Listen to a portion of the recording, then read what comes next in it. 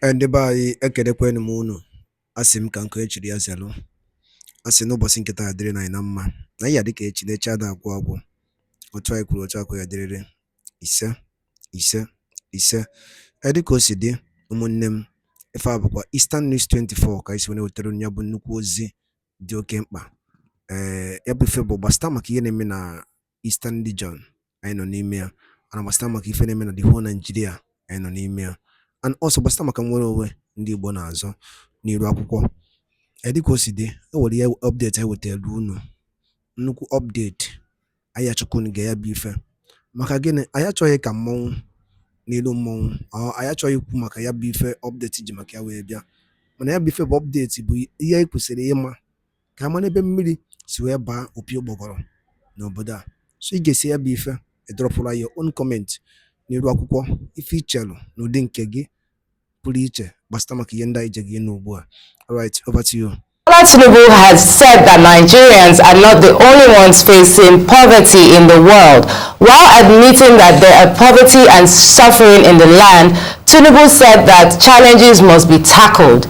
Speaking in Lagos on Monday during a visit from a National Assembly delegation, the delegation, which was led by the Senate President Godswill Akpabio, alongside the Deputy Senate President Jibril Baro, and Deputy Speaker of the House of Representatives Benjamin Kalu, amongst others.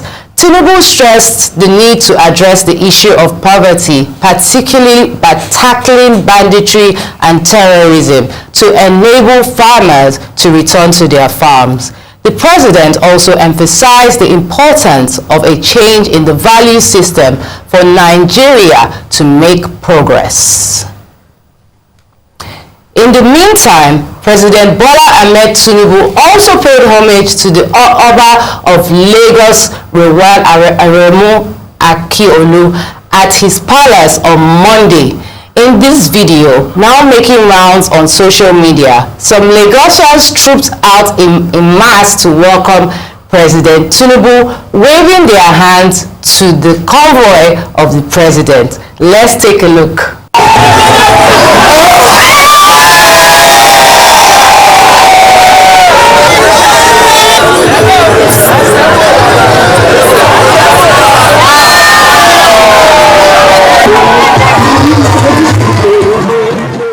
Wow, lovely video out there. I'm very surprised that the video have people in it waving and smiling, because right now we know that Nigerians are not smiling. In the previous video, obviously Nigerians were screaming you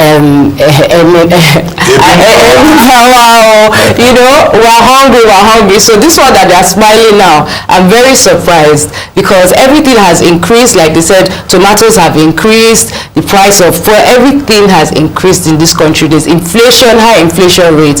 How are we going to tackle this problem instead of lamenting all the time? Well, voter behavior in Nigeria is not the same kind of voter behavior that you find in other jurisdictions. Were we not all surprised in 2015 when, despite the hardship in the country, Nigerians still trooped out and voted for the APC?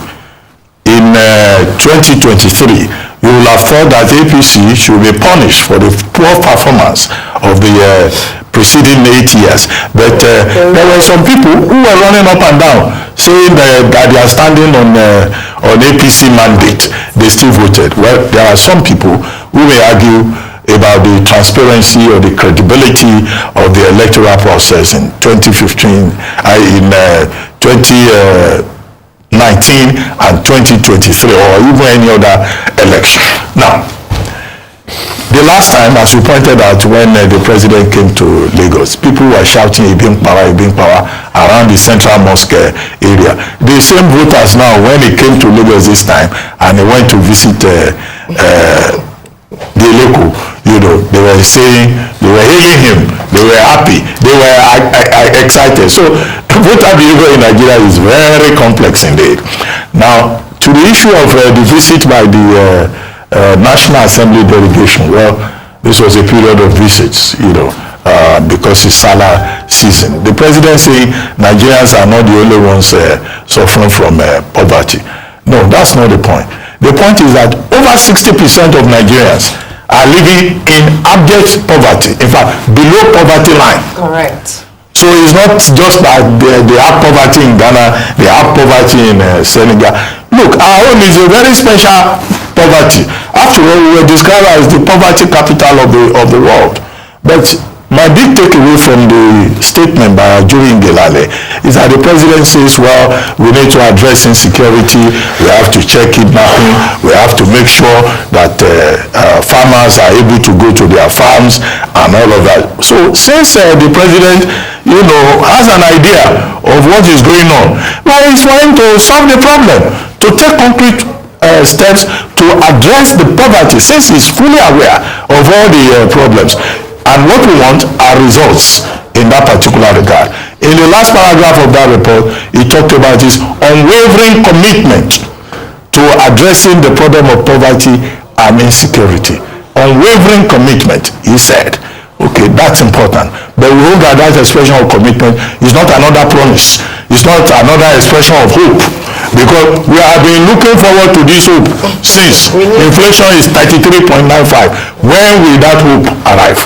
This is the question. So for me, it's a contradiction in the statement. How can you say in one breath, it's not only Nigerian people are poor, people are suffering, and you say you have a unwavering commitment to poverty? So there's a contradiction in that statement. So what is even the mindset? The mindset is you don't even think that Nigerians are suffering enough. And it has to be said. And videos, like I always say, are subjective.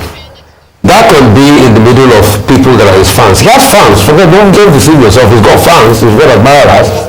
But if you also see other people too, if you go to some areas, they will also scream within power.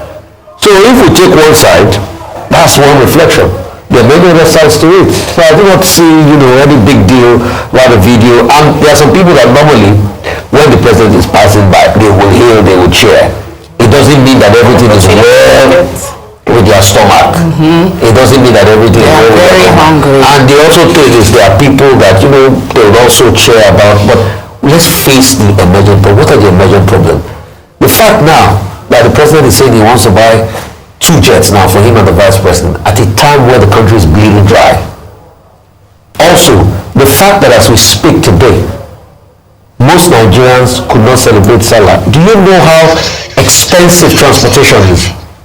Somebody was telling me that from Lagos to Ibadan, it was 5,000 naira to go for Salah. 5,000 naira. When they were coming back, it was 3,000 naira to go for Salah. And this Salah, we didn't even get any. That's the kind of usually country we're living in. So those are the problems on the ground. Because of fuel inflation, a lot of inflation. 5,000 Lagos to Ibadan. Yes. Well, on the question of the jets, Mr. Ononuga has said, do we want our president's plane to fall from the sky? This is actually as the Iranian president and the Malawi vice president. So with due respect, that's emotional blackmail. Let's just take this next story and we'll go over it. So after the visit in Lagos, President Tinubu arrived in South Africa on Tuesday to attend the inauguration of President Cyril Ramaphosa. His visit comes after the House of Representatives asked the federal government to purchase a new aircraft for the president and vice president. Many have criticized the proposal, including Peter Obie, who in series of tweets on Monday said that the proposal was unacceptable because it highlights the disconnect between the government and the people. Bayo Onanuga, the special advisor on information and strategy to the President Bola Tinubu, in response, berated Peter Obie over his comments, saying that the purchase of a new aircraft is the basic thing any sane government would do because the government cannot toy with the president's welfare. Onanuga spoke to Punch, adding, and I quote, "Does Peter Obie want the president dead? Is that his wish? Does he want him to continue moving around in a rickety plane and die like the VP of Malawi and Iran president? Let him tell us." Okay. I want to say something. Yes, the plane is honest, and I think, to be honest, I think it was insensitive for him to refer to the VP of Malawi when it's such a close enough to the time when this unfortunate incident happened. it wasn't the plane or the status of the plane that caused that crash, it was bad weather. I think it's also good to make that clarification so that it doesn't justify what should not be justifiable. Again, it just goes to show or deepen the fact that the political class are not in touch with the realities of Nigerians. What people want is access to basic necessities, and there you are justifying access to buying a new plane. If the plane is not serving the president and the vice president, let him fly commercial. Let him fly commercial like the president of Kenya, the president William Ruto. Let him show that he understands the plight of the people and not be agitating for things that when people hear it, it's aggravating. It can make people upset. It is provocative for you to hear that people are hungry and people are waiting just for a meal or to feed their family, and what you are defending is the right to buy another plane because you're using emotional blackmail to push your point. Now, I'd like very quickly just talk about the first bit in terms of the Senate president going to see the president. Earlier on during the show, we had looked at the video of the Congress, US Congress, calling or chastising or grilling the head of Boeing. And what we commended was accountability. How can we have accountability in a country where the Senate and the executive, they are frolicking? Any small holiday, they are coming to visit and pay homage. And at what point would they call in the executive to ask, why are we in this situation currently where people are hungry, where the chants and the shouts is being power? Instead, go to pay homage, go and visit your constituents and really understand how hungry people are, so that you will stop making justifications for things that don't make sense, quite frankly. When we say make sacrifices, this message has come up a number of times. Can we see the political class start by making sacrifices as well? If the plane is not good enough, fly commercial. That's what I'm saying. The other day, before you said that he should fly airpiece. No, I don't know why he's not flying airpiece. By now, he should have an agreement with airpiece, like this South Africa is going to. It will have really good, because when he lands South Africa with airpiece, he will tell the South African when I say, see you, I came with my own national, airline company. They are doing very well. Flying them, they come to South Africa. But let's set a record straight. Let's even put a cost to this analogy. How much do they need for these airplanes? I just checked the price of a Falcon. If you want to have a Dassault Falcon, will set you back $35 to $58 million. This is 737, or 747 series, 400. The older model will set you back $50 to $60 million. If you want two, it's going to be going to over $100 million. But this was the same government that spent 21 billion recently to finish home of a vice president. This was the same government that spent 90 billion on hard travel. Mr. Ononuga, with his insensitivity, is now mocking the Malawian vice president that died by making a false allusion. Also mocking the Iranians. The reason why the crash happened was because it was an old Bell helicopter, and they are sanctioned by America to Iran. You can't go fix the plane. We take our plane for turnaround maintenance every time. So it's a false allusion. So you now mocking these people when we are stating the matter of fact.